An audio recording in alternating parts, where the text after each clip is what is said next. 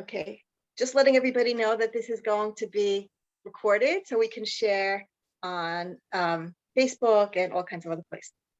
Okay, we're also going to do this live on Facebook. I'm going to put it on Facebook right now.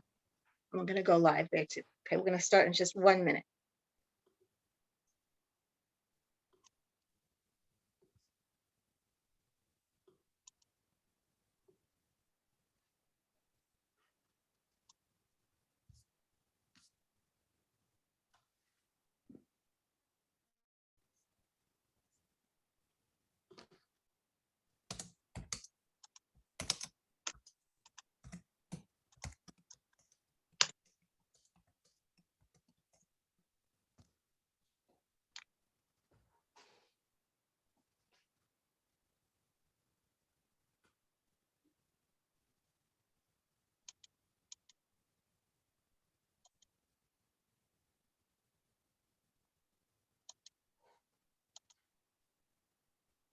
Okay, I think we're live. Okay, ready? Hold on a second.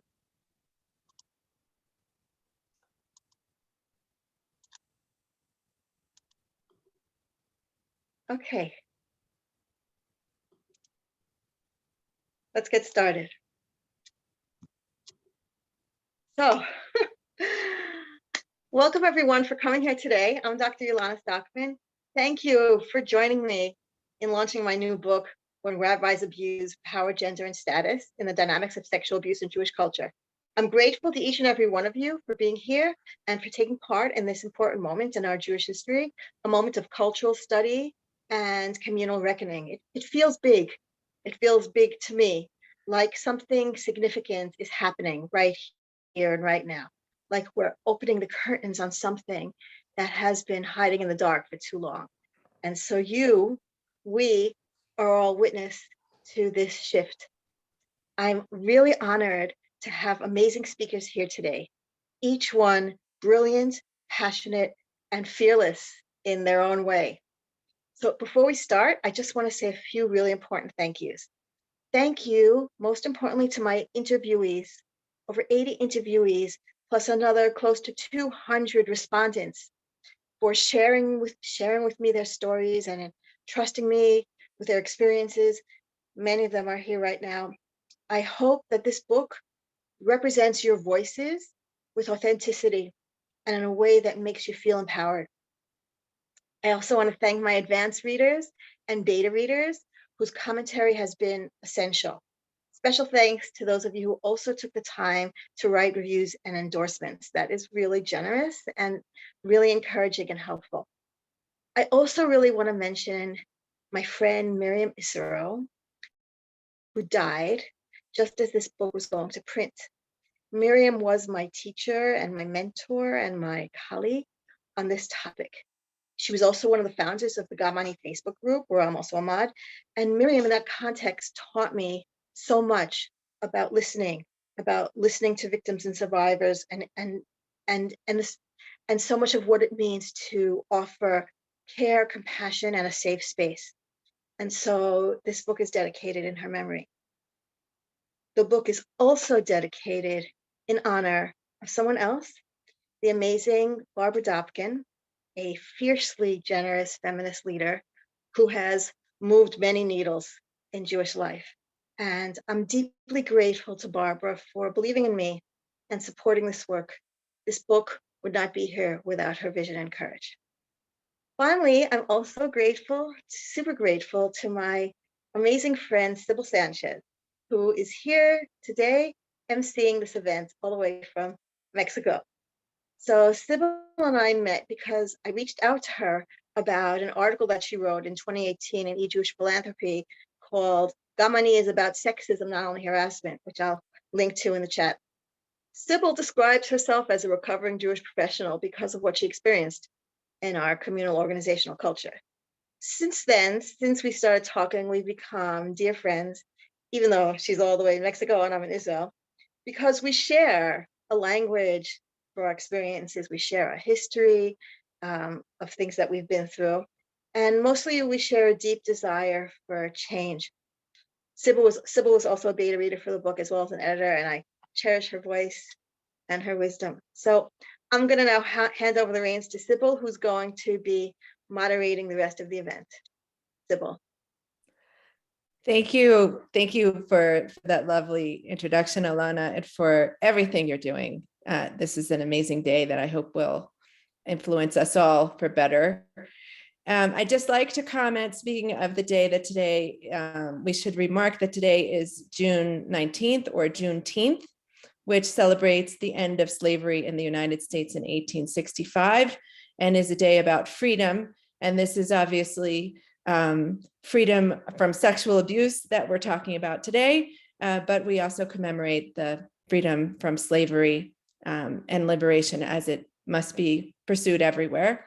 So our lineup of speakers today is Devon Spier, Daniel Pressman, and Lovy. I will introduce each one before they speak. Each speaker has about 10 minutes to speak. If you go way too much over that, I will gently remind you of that fact. But of course, it's a generous 10 minutes. So the first speaker is hailing to us from Canada today, and their name is Devon Spier. Devon is a best-selling poet, liturgist, and rabbinical student. Thank you, Devon. Thank you so much, each of you, just for the honor of being in your presence today. I have been so looking forward to this moment to share life with you and just to soak in your wisdom. And to be able to toast Elana, Dr. Sztokman, and all of her brilliance and her stories. And I want to bring in some Torah because you talk so much about Elana, about bringing what is shrouded in darkness to light. And I'm reminded of Midrash, actually of Bezalel, and of this notion that the tabernacle was, built not necessarily by perfect instruction. Prophet Moses got the instructions wrong, heard God's words is wrong. And it was Bezalel that said, actually, I think you do these parts first. And Moses said, oh, well, you must be in God's shadow. That's how you must know. And Elana, your leadership to me has been, wow. Not just taking darkness and holding it, but the ability to bring transparency and openness and breath of life, to breathe life into darkness, because before accountability, there has to be truth. And so I see you as that shadow part of God that reminds us to notice. And everything that you have ever written to me and to this world about leadership and about the pitfalls of charisma and how sometimes what it looks like is more important than what it does. And I'm reminded on Juneteenth today of Torah that I want to bring up quickly by Ari Lemons, who's at Lab Shul. And she talks about Diana Taylor's reading of performance. People can say Black Lives Matter, they can say love is love, but if action doesn't match words, it's just an abyss, it's an absence. And you have presence absence in such a way, Elana, that has led the floodgates open. So I want to honor you with these words and these poems, and I want to say thank you. I started my first year of rabbinical school being told to never come back to a community, and I did not pray for a very long time. And your words and you, always enshrouding darkness with the light of truth, brought me and many people back. So I want to give these to you. I want to start with Regina Jonas. 11 years old. This is a new poem of mine. It was 1913 in Germany. I'm going to share this in the chat. And I want to share this because in order to know where to go, we have to know where we come from and all the stories that we may have just left behind a little, but are speaking to those little God sparks in the shadows. So this is Regina Jonas, first poem. I simply put, could not find myself in the chattery study halls or stiff sanctuaries of bearded Jewish men. Their words in final inked letters set me off, So off I went, stumbling for you, for a beginning, landed at the gate of Auschwitz, and there you greet me, bone disguised skin, your specter spelling out the words, love kindly, become a nation of blessing, humble, selfless God love upon all of God's creation, your end, this nation, and you, starving, hungry God woman, pillar of fire, pillar of smoke, wisdom, cloud rising, remembering history, reshaping our being, becoming satisfied, hungry, writing, God. And the next one, a bit wistful, as I think of Elana's words about charisma and about performance versus being performance-y. I offer this today with no irony on Father's Day, complicated day for many of us. How do I explain to the doctor, Rabbi, God, or is it Abraham? I can't tell these days, but don't worry, neither could my ancestors really. How do I explain you give me vertigo, and that every time I pass by fields on the endless drive of my young life, I picture Moriah and the knife and throw up all the burnt letters falsely presumed dead. Living things bring me only death, but dead things always manage to give me life. And for those of us who are coming to know ourselves and give ourselves the careers, childhoods, lives, breaths that have been stolen from us, an unpriestly blessing. For the self-parent, I don't have to love you, I tell the spoon that was forcibly fed. I don't have to love you, I can hand you back your daily bread. I don't have to love you, I release all my words left unsaid. I don't have to love you. As I back away from the living dead, I sanctify my true self and become my own ancestor, arrived, alive, the one who proudly fled.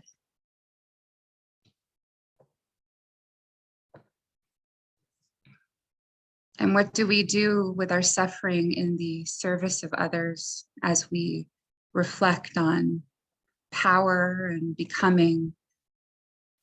I've struggled to wonder myself as someone abused in the rabbinate and as an incest survivor, an adopted Jew, all these liminalities, what it means to be amongst others and in community and people, and what to do with my life. And I know no stone must go unturned. And I know that there must be water in all of these rocks that I carry. And I think the leadership of our times, you, Dr. Sztokman, this is your excellence. You are cracking open those rocks, those calluses, and you are reminding us that in the shadow is the holy. For your leadership, I give you these last words. I am putting my trust in every midnight and sunrise inside my darkly lit body. These bones bend to the outline of words, curve to the shape of hammers, the press of nails on wood, a raft over the floodwaters. Eventually, all those who tremble in fear and seek material for transportation cannot float on a prayer. If and when movement is hard for me, the least I can do is make it easier for someone else to move. I can't offer much, but that's the transformation I can, by a fraction of a life. Lie down, count out, and muster. Blessing your words all the days of your life, Elana, and all the Torah that will be shared today from each of you. Thank you.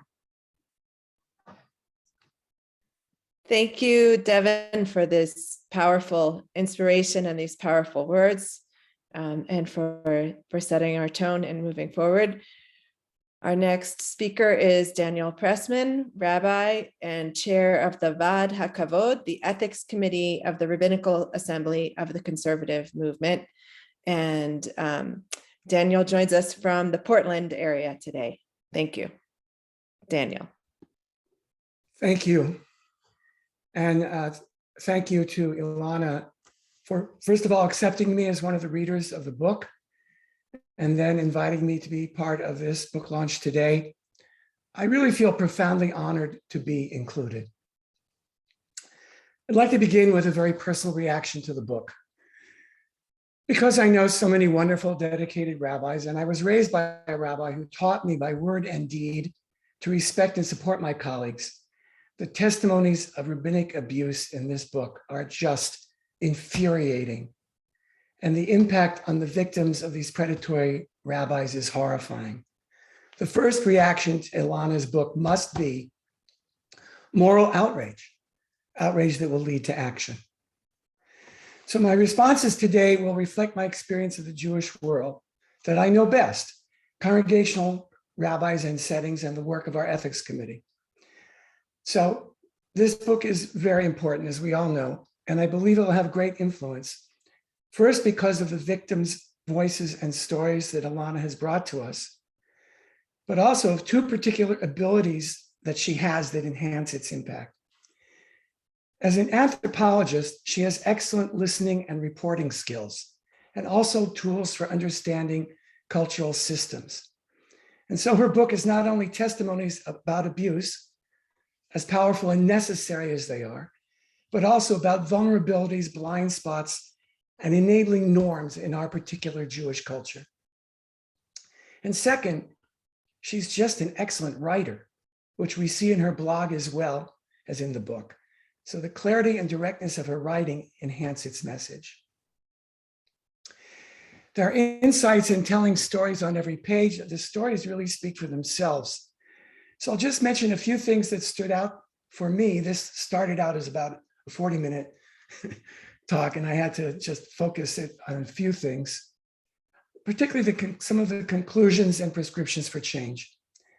These were particularly striking to me since in my role as chair of the Rabbinical Assembly's Hakavod, I and my committee are tasked with receiving reports of rabbinic misconduct of all kinds, investigating it, and meting out sanctions as appropriate.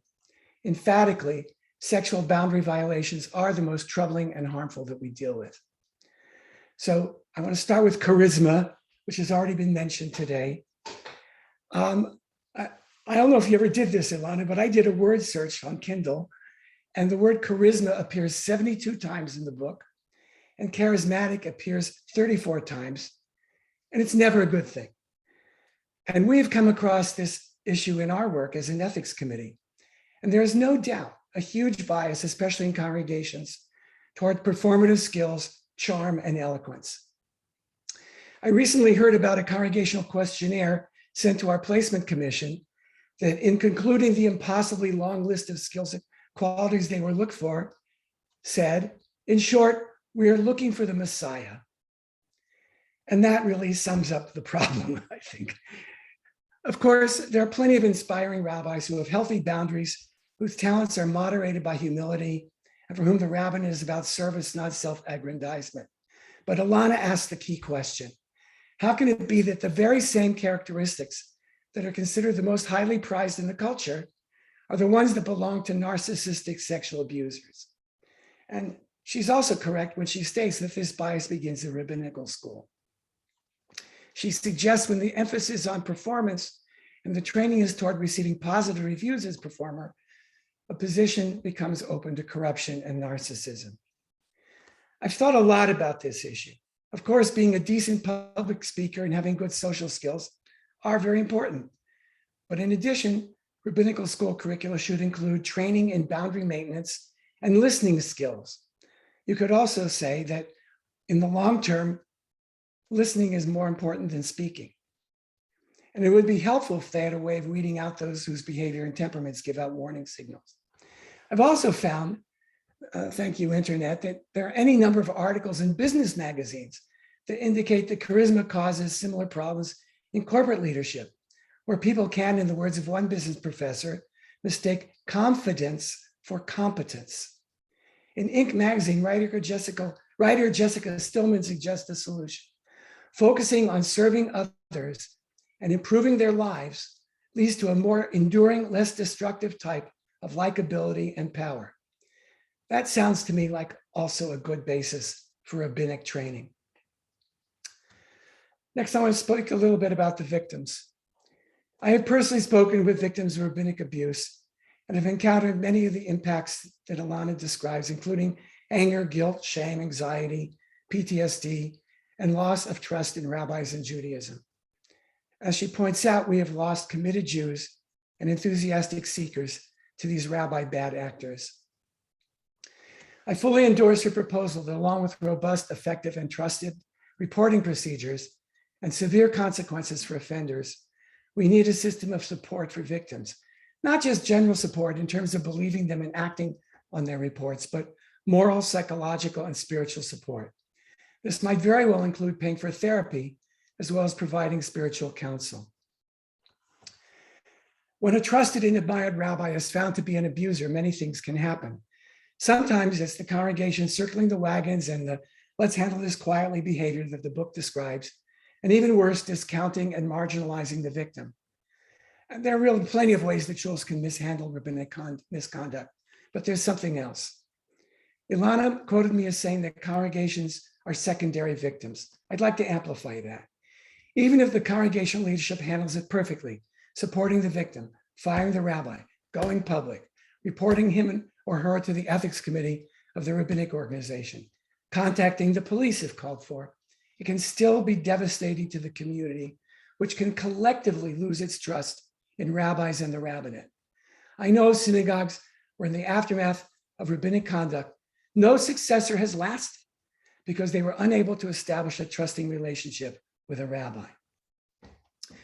And we can learn from Protestant denominations that have systems in place that I'm unaware of happening anywhere in the Jewish world. First, they send in a team at first report to guide the congregation through the initial trauma and to make sure they follow the right procedures. And then assign what they call an after pastor, a specially trained interim to help the Congress process its grief and loss of trust over the following year. In other words, just as there should be a structure for helping victims heal, so should there be one for congregations. Community.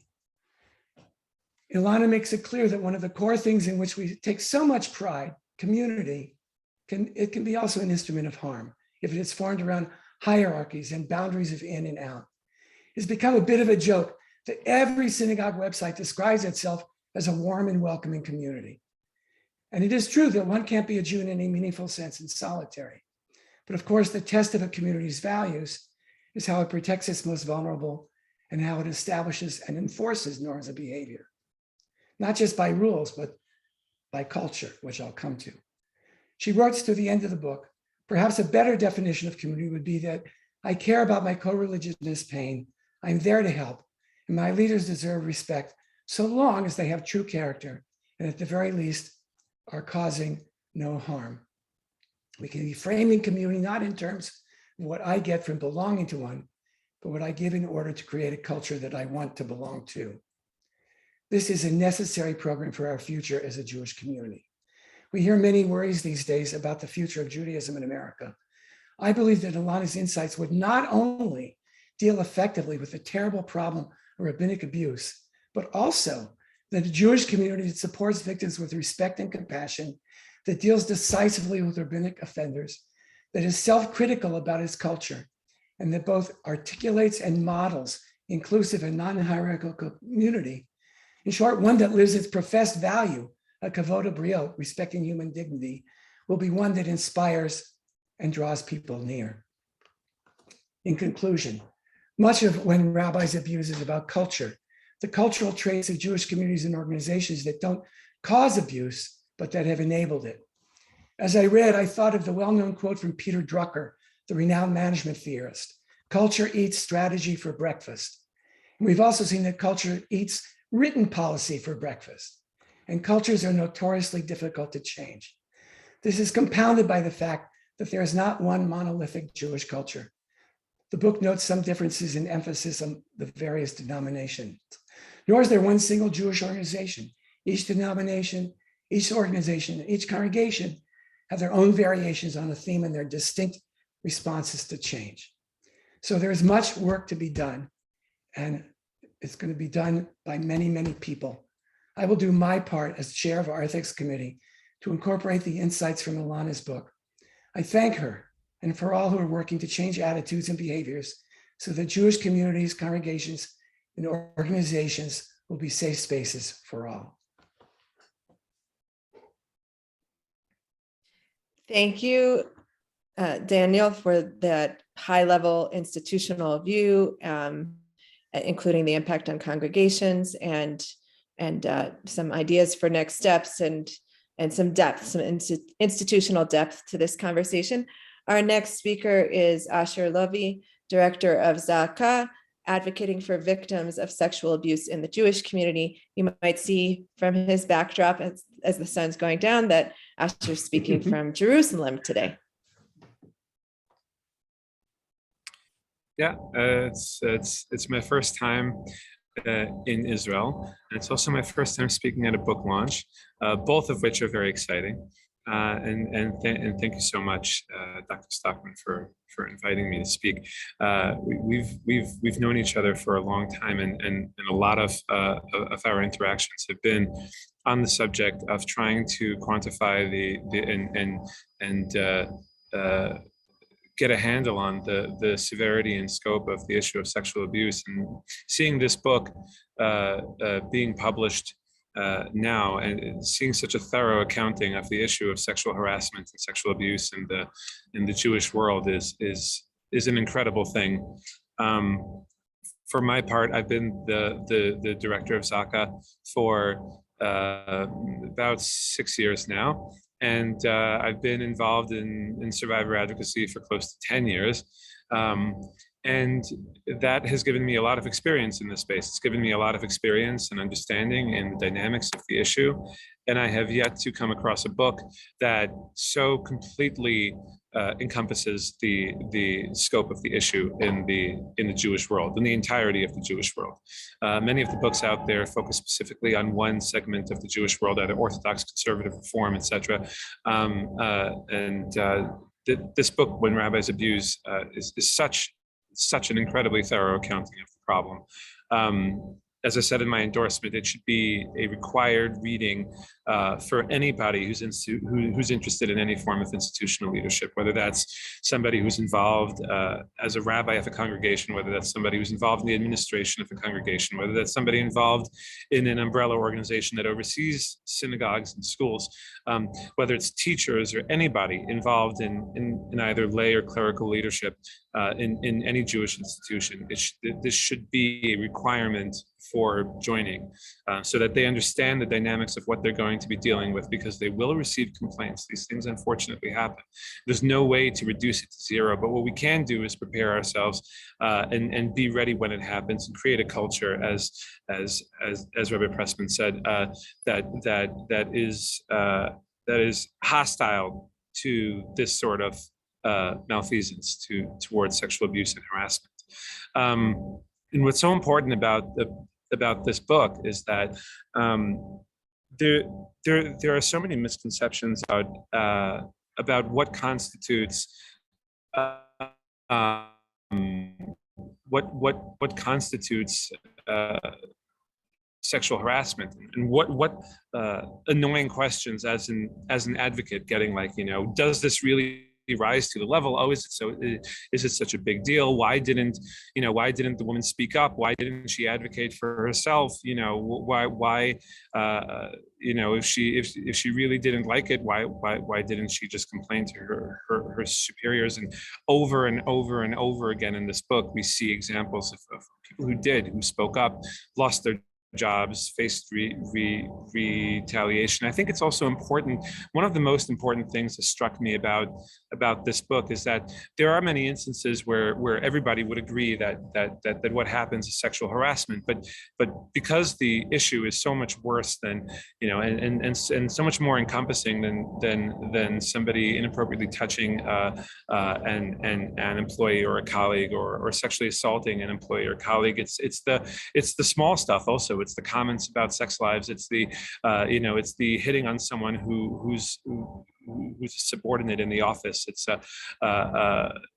creating situations where you're making employees uncomfortable, whether that's through jokes or through comments to other people. I think what people don't understand, and what this book elucidates so clearly, is the toll it takes on the victims of this type of harassment, and that's something that I think needs to be refocused, and something that the book is going to help refocus. That people tend to focus more on the abuser and the crimes that they're committing, rather than on the victims and the effects of the harassment on them. People will look at a complaint of sexual harassment and they'll say, oh, well, it's not that big a deal. It was just a little bit of touching. Why don't you get over it? What they don't realize is that before the touching happened, there was years and years of comments. There was, comments on body appearance and sex that wore the person down to the point where when the touch happened, it was just one in a long line of things that made it all the more traumatic for them. And by that time, they often feel disempowered to even say anything, because they've gone for so many years just living with this constant sexual harassment at work that doesn't seem to rise to the level, to all the leaders in the company who can't be bothered to do something about it. And I think that's where a lot of change has to happen. Some of the examples in the book were given that were so important was interactions between superiors and subordinates that were perceived by everybody around them as affairs when they weren't affairs. They were it was sexual harassment and exploitation. There are people who have worked, and this is something that again people don't understand. The book elucidates, is that there are people who have worked their entire life to get to a certain point in a career, and they know full well if they say anything, their career stops right there. And because these examples are so clearly written and described in the book, I think it really is going to force people to confront not just the situations that they encounter going forward, but looking backwards, they're going to think about cases that they've heard of in the past from friends, from families, even themselves, and think, oh, this thing that I thought was an affair, this thing where I judged the victim, maybe I was wrong. Maybe what was actually going on was that there was a dynamic there of power imbalance that forced this person into what I characterized as an affair. And it's not just going to shift the understanding in the institutional in the world of Jewish institutional leadership. It's going to shift the understanding in the general population of people who read news stories, who hear from their friends about sexual harassment, and think about it differently now because of this book. And that's what's so powerful and so important about this book. Another thing that's so very clearly laid out, again, as Rabbi Pressman pointed out, is the charisma that often gets used by leaders in Jewish institutional spaces as not just an incidental thing. It's not just that these people are charismatic and therefore they draw people into their orbit and therefore they get away with things.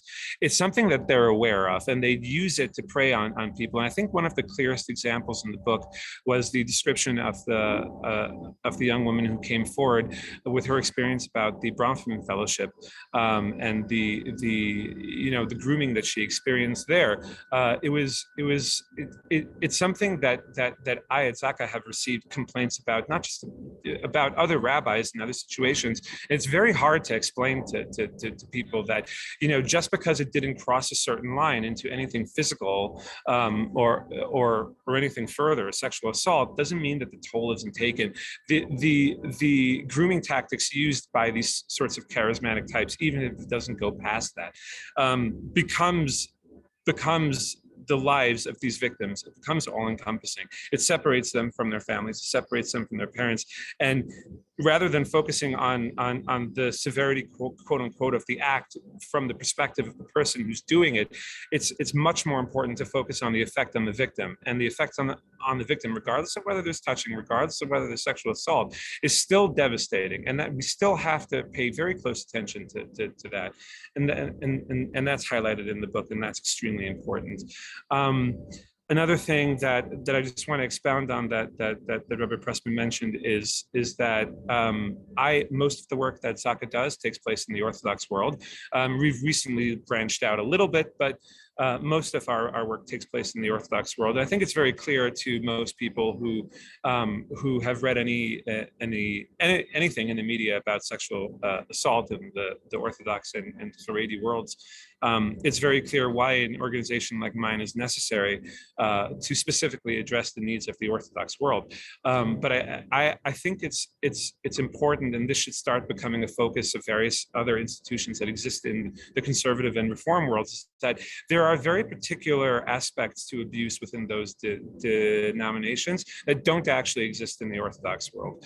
For example, and this is highlighted in many examples of the book as well. Within the Orthodox world, it's much less centralized. So you have someone who's sexually abused or sexually harassed within one institution, they can move to another area and they will be dealing with a whole separate set of institutional leaders. Within the conservative and reform movements, you have these very centralized organizations with the same people in power. And if somebody within those denominations gets sexually harassed or in some other way abused by one of those leaders, they can't actually avoid that person if they're sufficiently high up. That person is always going to be in their life. They're always going to be in a position of institutional power. And I think that therefore it's important that there be organizations and initiatives that specifically help victims of sexual harassment and sexual violence in the conservative and reform world, rather than relying on secular resources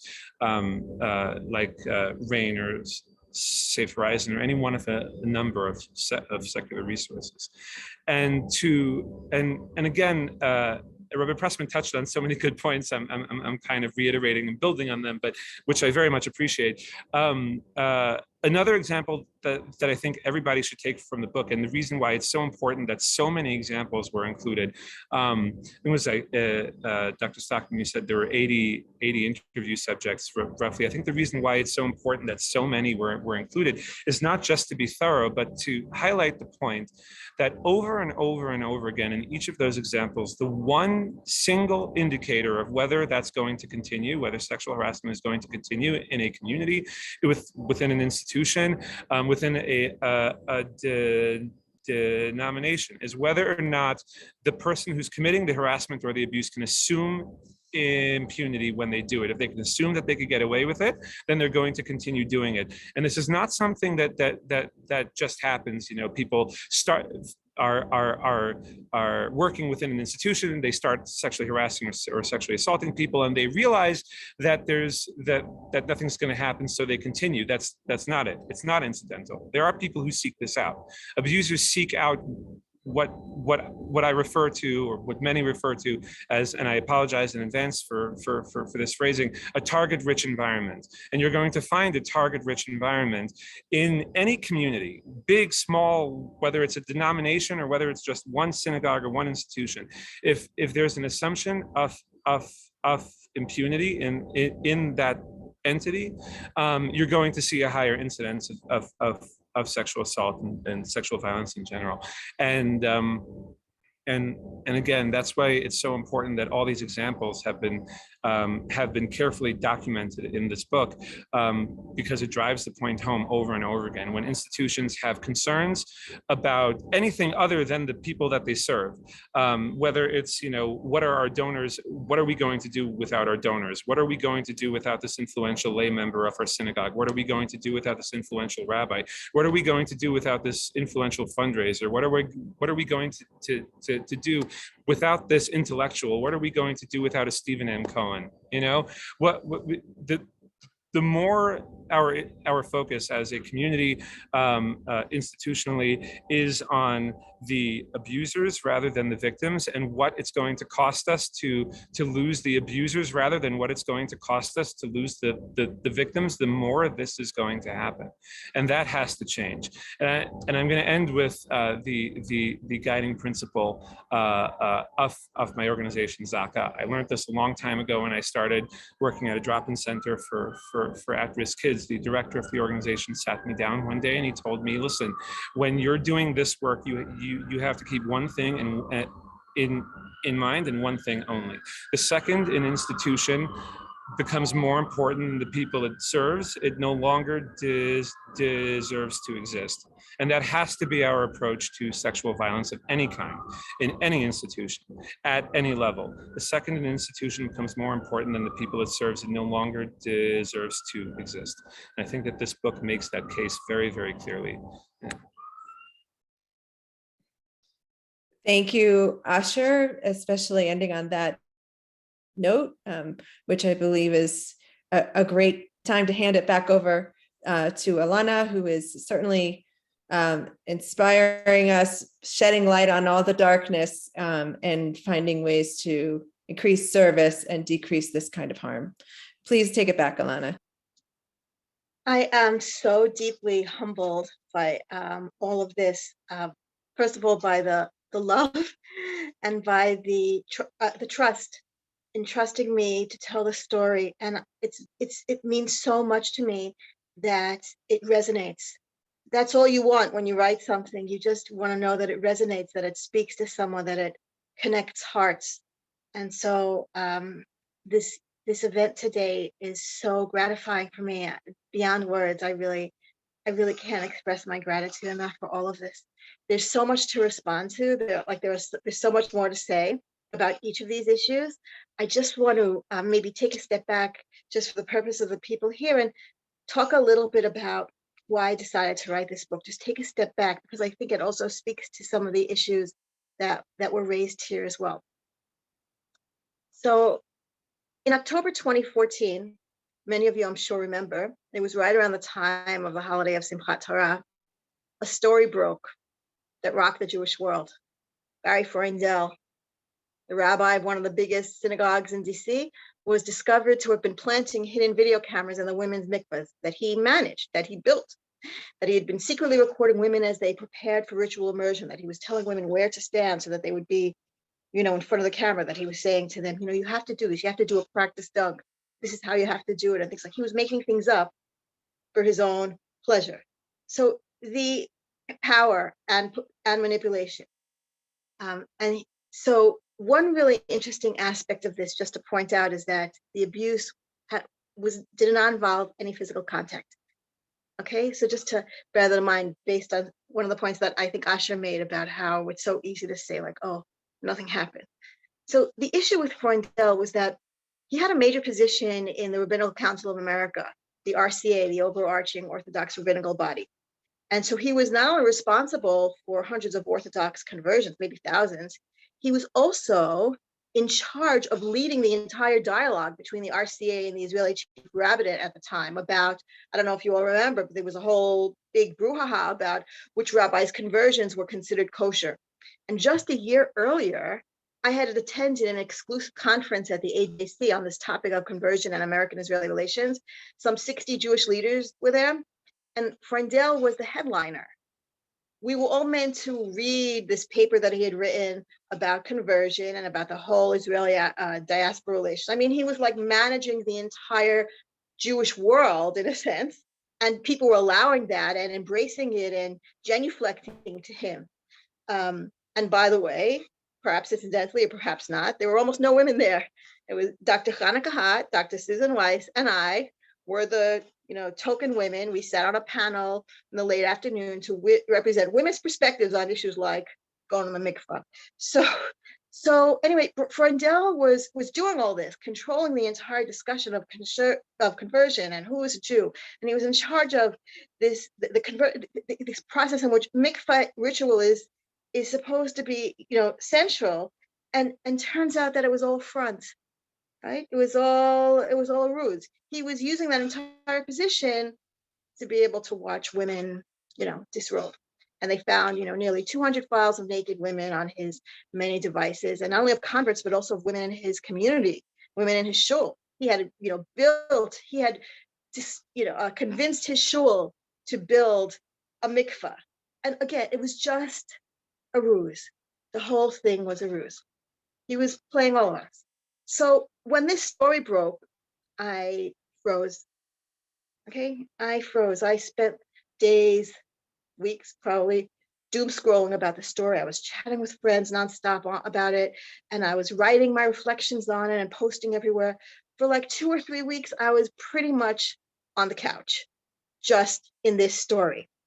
And the question is, that I asked myself then and asked myself today a little bit is why? I mean, I wasn't the victim of all of it. It wasn't me in particular that he did this to, so why did I care so much? And the answer is that while he may not have directly violated me, he violated everything that I trusted. Everything that I trusted. I was brought up to trust this, to trust the rabbi of the shul, to trust that the mikveh is a safe place, to trust that after all those years, of teaching us that we had to clothe our body, that it's okay to walk into the mikveh and unclothe, and that it's all safe and it's okay.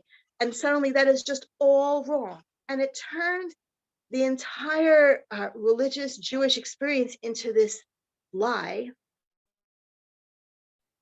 And not only a lie, but a lie in which I didn't exist as a person. I only existed as someone else's toy, as someone else's plaything for their own narcissistic power, control, enjoyment. And that resonated deeply because that woke up a lot of things that I had been burying and I was like pretending didn't exist. Shortly after he was sentenced, I was invited to go on to a radio program to talk about the sentencing. And there were 4 of us on this panel, and the moderator was an Orthodox rabbi, actually. And he kept saying Freundel got something like 4.5 years in prison, and for 168 victims. And so the moderator said, "Why so harsh? Why so harsh? Nothing happened." That's what he said. Nothing happened. It wasn't rape. But it wasn't rape. Nothing happened. And I said, it wasn't nothing. It wasn't nothing. Just because it wasn't rape, it doesn't mean that it wasn't nothing. I mean, the women who experienced this non-contact sexual abuse, it was not contact, but their bodies became public property. Their bodies were displayed in the police station. Their bodies were displayed in the courtroom. Some of them didn't even know that they were victims until they walked into the police station and saw their pictures on the screens in the police station, and all these police officers standing around looking at them. It wasn't nothing. It's where our bodies are owned by other people. It's where other people invade our most intimate spaces, our most intimate physical spaces, and our most intimate emotional spaces, and spiritual spaces, and sexual spaces, and decide to own them and say, I own this. You are not you. You do not own you. I own you. And when a rabbi does that, a rabbi who's supposed to be our gatekeeper. I mean, Freundel was the gatekeeper. He was the gatekeeper to religion for all the people in his congregation and for all the converts and for all the people at the HAC conference who were, bound to him. He was this gatekeeper. And so when the gatekeeper violates in that way, it ruins the whole thing. It destroys the whole thing. So, I had not planned on writing a book about rabbis. When I first started, so the Freundel story is the reason why I started this book. Because after the Freundel story, I started talking to people. I just thought to myself, I just have to talk to people. And I was already doing it. And I'm an anthropologist, and research is, interviews is, that's my toolkit. That's my toolbox. My toolbox is interviewing. And so I just said, I really have to write about this. And I started talking to people and I started writing about it. And in 2015, I wrote my first book proposal, which I only realized after I finished this book, a couple of months ago. And I started to ask myself, how long have I been working on this? And I looked through my files and I realized that my book proposal was in 2015. That's when I realized, oh my God, I've been working on this book for 7 years. So, that's sort of a long time because I kept talking to people and then going back to analyze and then talking to more people and analyzing some more. And it kept growing the whole story kept growing. I mean, this was before Gamani, and this was before Trump, and this was before Brett Kavanaugh, so the world was shifting as I was shifting, as I was like digging deeper. The world was digging deeper as I was, discovering analysis. The world was discovering analysis, and the whole thing was changing and evolving as I was talking and studying and researching and learning. And so I had planned on writing about, just sexual abuse in the Jewish community. But the more I talked to people and the more I heard stories about rabbis, the more I was just shocked by this. I mean, I shouldn't have been shocked, because anybody who's paying attention should have seen that we have a lot of stories of rabbis who abuse in our culture, dating back a long time, 70s, 80s, 90s. We have Karl Bach, we have Gaffney, Baruch, Elana. There's enough stories that we should know that this is happening. But somehow hearing them all one after another made me really stop and say, we need to talk about this, and we really need to understand this. And that's what I started to do. And when I realized, of all the stories I have, of the 80 or so interviews that I did, almost half of the interviewees had a story about a rabbi. But there were also lots of other stories. There were also stories about donors, for example, which donors are something nobody's talking about at all. People are absolutely terrified to talk about donors who are abused, because they're afraid of losing money, and they're afraid of ruining their organizations, and they're afraid of repercussions, and they're afraid of losing their jobs. So donors are probably even more protected than rabbis.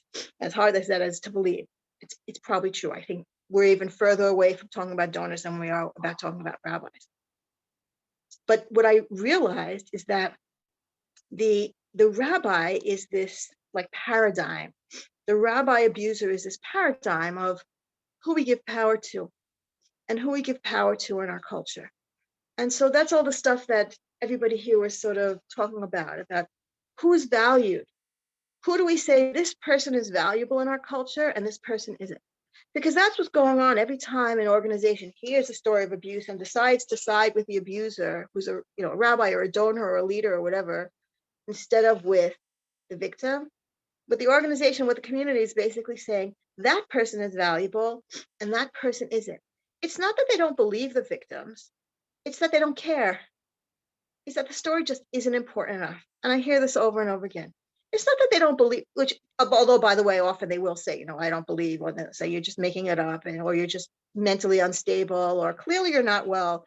All kinds of, there are lots and lots of tactics for dismissing victims. But I think that it's not just dismissing the victims as making things up or as being mentally unstable. It's about saying, we don't care. The victim is not important. The victim here is not a person of value. Oh, disgruntled employee.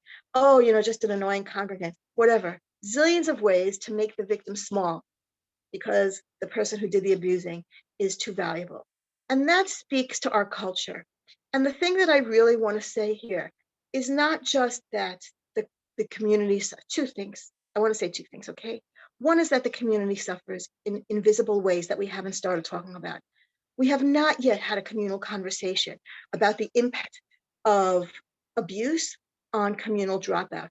Nowhere. There's nowhere in our community where there's any research going on that connects the fact that people are abused and the fact that they walk out, whether it's from walking out from jobs or organizations or boards or congregations. Nowhere. That research hasn't been done. And why hasn't it been done, by the way? Because communal priorities have also been set by abusers in many cases. Okay, we only have to look at the case of Stephen Cohen, who was responsible for writing policy for federations everywhere while he was sexually harassing women. And he was not just sexually harassing women, he was sexually harassing the women who were coming to him for work, the women who were coming to say, I have a perspective, I have work, I have professionalism. And he was harassing them, which not only caused pain, but also deprived our community of talent, of important talent. So that was happening. And so we've been stuck with communal priorities that do not see sexual abuse as a problem. So that's happening. At the same time, by the way, that who's funding all this?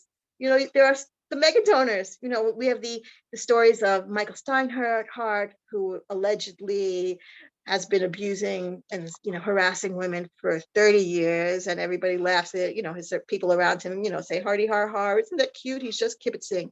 Yes, offering a threesome with a woman who's coming to try to solicit a donation. So we have this like communal problem of priorities that are out of place because the people setting the priorities and the people funding the priorities have the wrong priorities. Okay, so that's happening to community and nobody's looking at it, and it's damaging the community because we're losing people and we're losing talent and we're damaging women. And not just women, it's not just women who are victims and it's not just men who are abusers. People of all genders can be abusers and victims.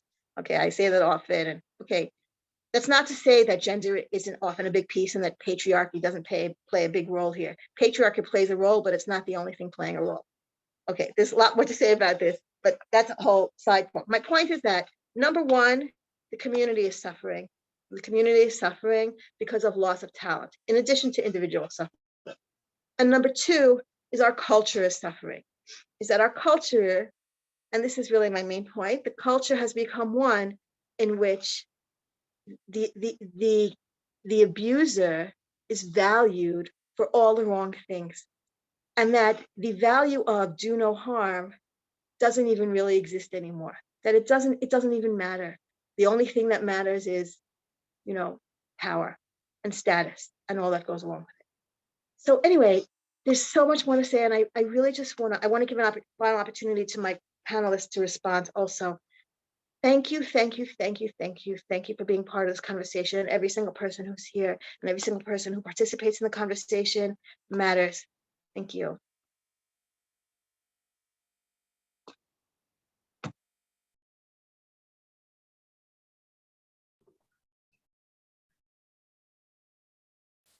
Can I ask a procedural question?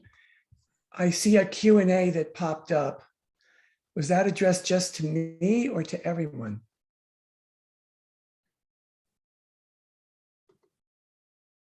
Anybody know? Yeah, it looks like it's all of us. Okay. I just want to say that I'm here using my phone camera, but my computer is managing the event, and my computer looks like it's about to crash. I'm just putting that here, and I can't see anything on my computer. My screen just went blank. So I don't know what's going to happen to this. I'm just letting you know that this is happening. So you should all just continue the conversation, go with your Q&A and read it, but I can't actually see it at the moment because I'm stuck in this little limbo here. But okay.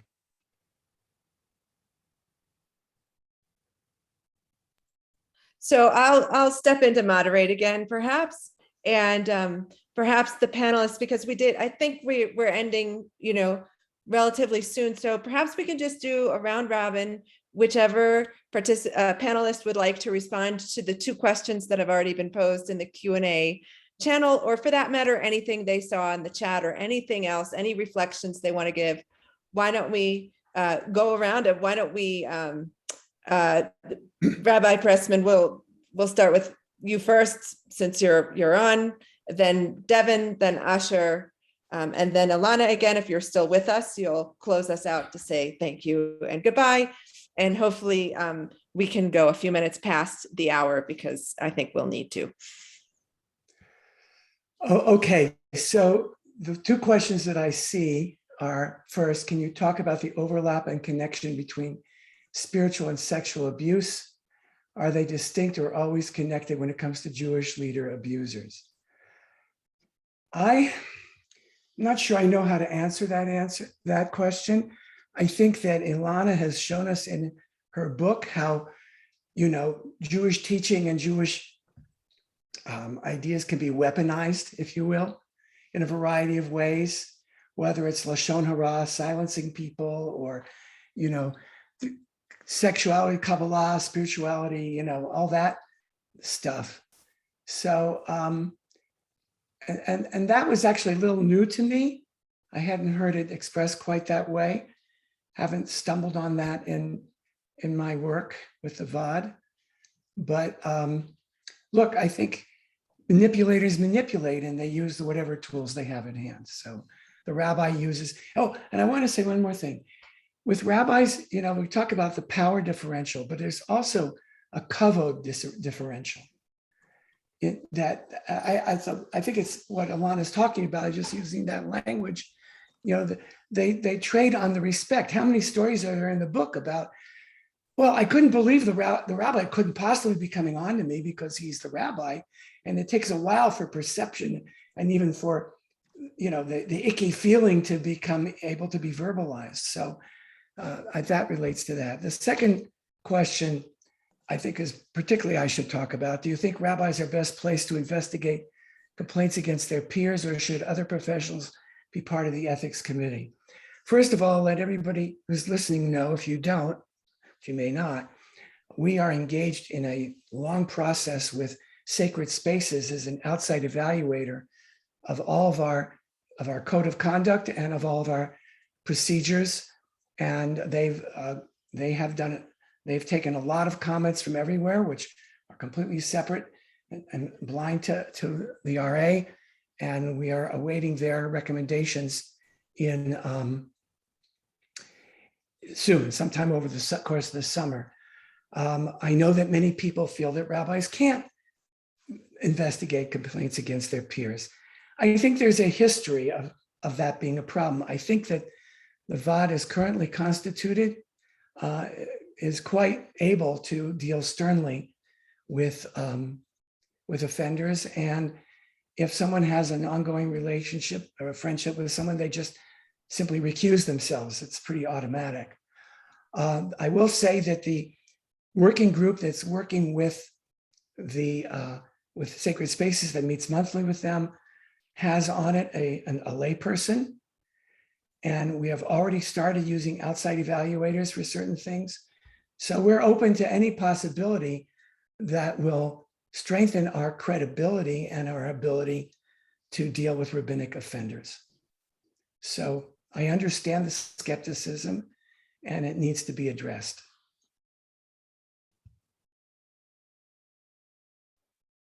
Thank you. Devon? So it's been so fascinating to listen to everybody's musings on what's happening with institutional power as a rabbinical student. And so I thought I would shed light and bring some perspective a bit on institutionally what it's like to learn as somebody for whom I would say, the institutions weren't properly built. A few years ago, I could barely afford my rent. And I struggled very deeply to get to rabbinical school because of a number of barriers. I actually did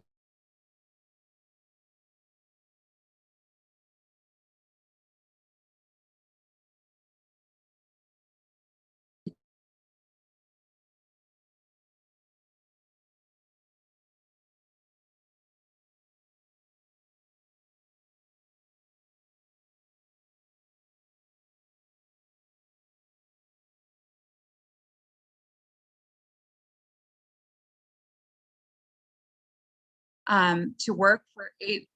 I just keep hearing recording in progress. I'm like, am I doing something wrong? We're fine. It's not rare for student rabbis to work, say, 80 hours a week and be, regarded as, having to manage a pulpit, their job, and all these things. So the performative aspects of the job and looking good and having to be quite focused on how things, seem often replace the heart things. And I just want to respond to that question about spirituality with the fact that how do you be spirituality when you're being, infuse your life with spirituality and daily spiritual practice when you're being run ragged? And also when the type of model only exists as a rabbi who does everything and sacrifices. And there is also a Christological aspect to that I don't think we're interrogating yet, which is that we live in a culture that says, don't rest, work hard, and expend yourself. And there are these notions, I think, about servant leadership that are in the dominant mainstream that affect how Jewish leaders understand what their obligations are to themselves and God. And I just want to share one last little reflection. And this is the only piece that I have found in our tradition that has really spoken to me besides starting to observe the Sabbath as a former workaholic. Rav Kook talks really powerfully about how people who are insecure and fearful and particularly agitated can really misuse the words of God to the point where you see God in this image of this cruel, fearful thing. And then despite all your words of love to God, there's none of that. I wonder what the burden is living in a culture, being Jews and being different, as well as being people of various differences, whether it's classism, racism, gender identity, geographic marginalization, how that is impacting how we learn. I almost dropped out of rabbinic school my first year. I had a major illness. The institution was not built for me because I used to spend years working 80, 100 hours to get to where I needed to be. But how do we create more spiritual institutions that are grounded not in insecurity, but in the centeredness of a Jewish spiritual way? And that has to mean pause and rest and the openness, which Elana, I believe, deals with in her book, with being wrong and adjusting power. So those are my thoughts. Thank you. And Asher, please share any reflections. You're muted still. Sure, thank you. Anyone who knows me is going to recognize the bluntness in my answers, and for anybody who doesn't, I apologize in advance. So to answer the first question, the overlap connection between spiritual and sexual abuse, I think that there are many cases that I've seen that are detailed in Elana's book as well, that where spirituality is explicitly weaponized by rabbis. I mean, to justify their abuse, or to try to manipulate or fool their victim into thinking that what's happening is in some way permitted. We've seen this happen a lot in Orthodox cases where Orthodox women are accustomed not to touching any member of the opposite sex unless they're an immediate relative. Despite that, there are many rabbis who have manipulated and coerced their women who have come to them for advice into submitting to whatever they wanted, and they've done it by saying, if you do this, good things will happen to you. Otherwise, I'll be able to help you more. Your marriage will improve, and you can trust me. I'm a rabbi. I wouldn't lie to you. And clearly, we see this over and over and over and over again. And as Rabbi Pressman said, there's a Kabbalah aspect that tends to get exploited in certain spaces as well. But I think one thing that will help in this is to reevaluate the role of a rabbi in a community and how we relate to the idea of a rabbi. A rabbi is nothing more than a person with a job. And that person's job is to go to rabbinical school, to learn certain things, to be a certain guide in specific areas of Jewish thought and Jewish law. We tend to, as communities, we tend to romanticize the idea of a rabbi. We tend to imbue the role of rabbi with this thing that is completely unearned. Many rabbis have not earned the respect that they command. The title rabbi is doing an extremely heavy amount of lifting. And I think that we as a community should start to rethink that, whereas rabbi plays an important role in the community because there is a need for a pastor. There is a need for someone who provides some spiritual guidance. There's a need for someone who provides some halachic guidance, if that's applicable to the community. But there's nothing inherently special about a rabbi as opposed to a lay person, to a lay member. It's just something that has been created to allow for exploitation. That might be a bit of a hot take, but it happens to be the case, in my opinion. And to answer the second question, do I think that rabbis are best placed to investigate complaints against their peers? I think I have a couple of thoughts on this.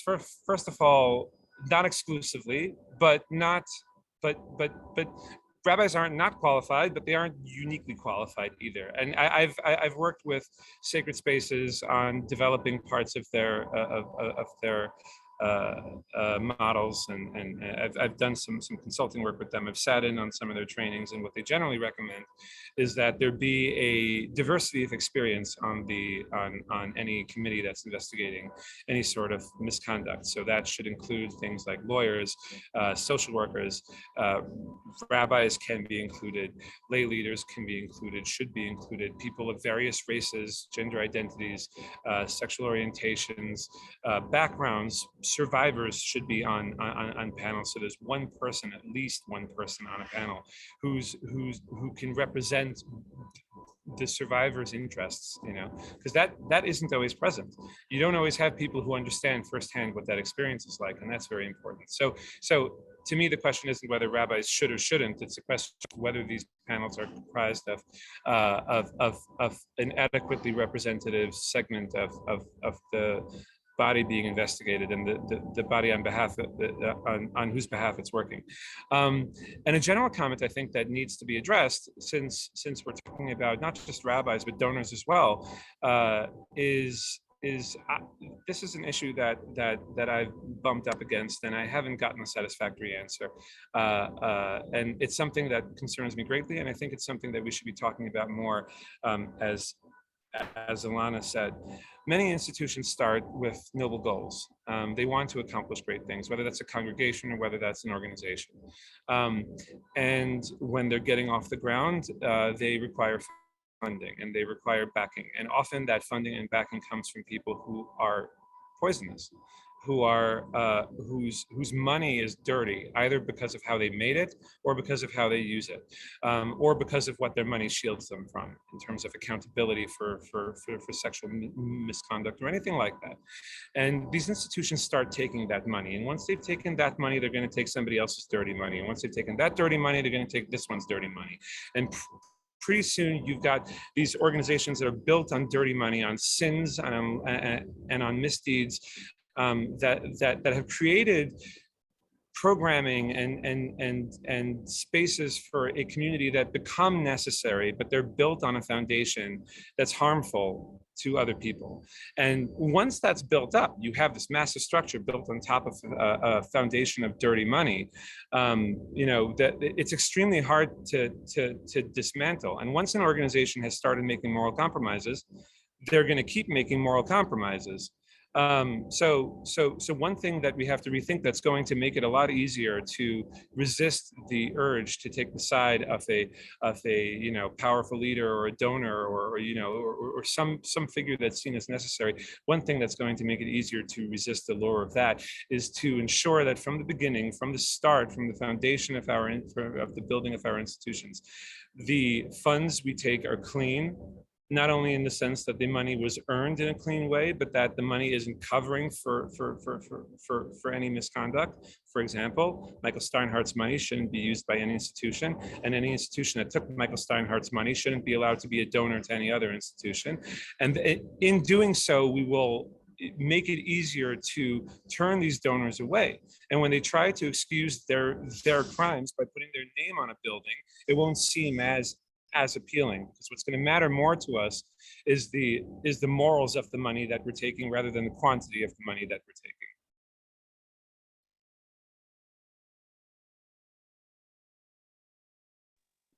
Thank you. Elana, you'll finish us off. Yeah. So I think that my panelists here answer these questions really well. And the last thought that I really want to share is just how much I enjoyed this panel, because there was a really interesting, diverse representation here. We had representation from within the rabbinate, from the emerging rabbinate, the young rabbinate, and also from the outside, from the activists pushing from the outside. So that, I think, is really an interesting model for how to have these conversations, both from the inside and from the outside, and from the place of creativity. And also Devon also brought the role of the artist, so we have the artist and we have the activist and we have the rabbi within the institution. So I feel like, and me, the researcher, I feel like that's a really interesting model for collaboration and social change, and also for what it means to build community and build culture.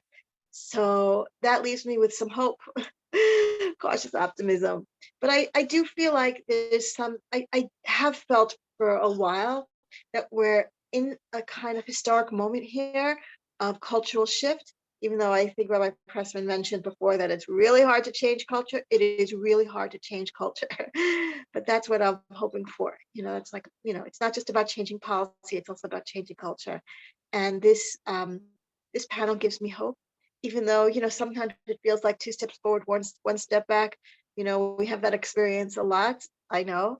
And then we have moments like this that leave me uplifted, that make me feel like the community is paying attention. There are people out there paying attention to what's being said and what's really happening. And there is some kind of movement, there's some kind of undertow of a movement. And who knows, an undertow can one day become a tsunami.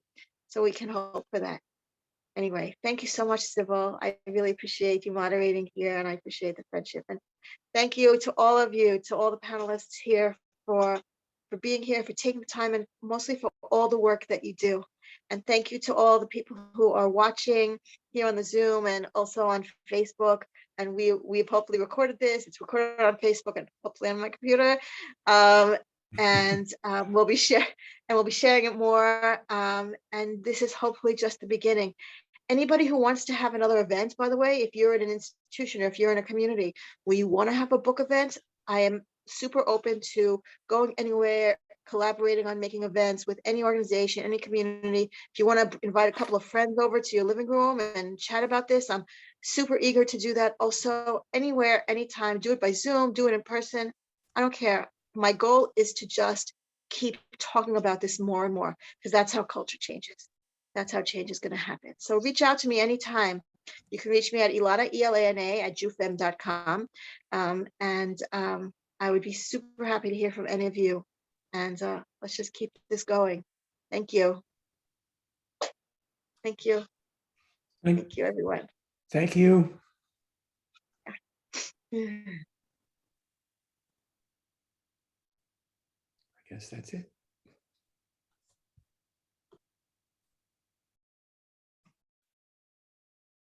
Thank you so much. Thank you, everybody. Thank you, Sybil, for moderating. Thank you. Okay. Bye-bye. Here we go. Bye-bye.